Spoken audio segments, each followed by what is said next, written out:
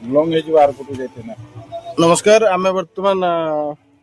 पहाड़ चढ़ुच ब्राह्मणीकुंड पहाड़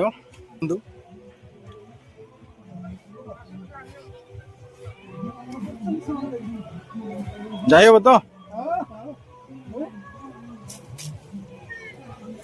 वाव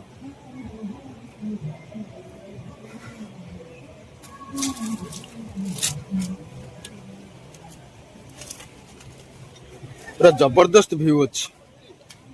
प्राकृतिक परिवेश परिपूर्ण ब्राह्मणीकुंड मैंने समस्त आसतु देखु एटा मयूरभंज डिस्ट्रिक्ट एवं बारिपदा टू 60 किलोमीटर दूर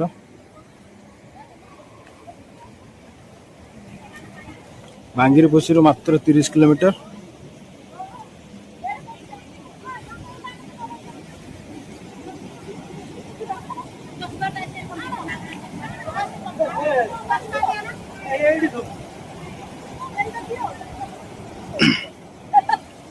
वाव क्या सीनरी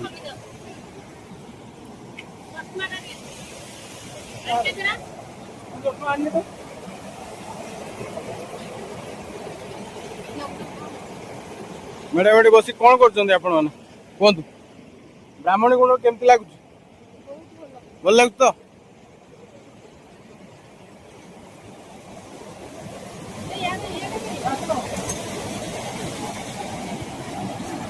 संबित भाई बढ़िया व्यू अच्छी हाय टे कर दियो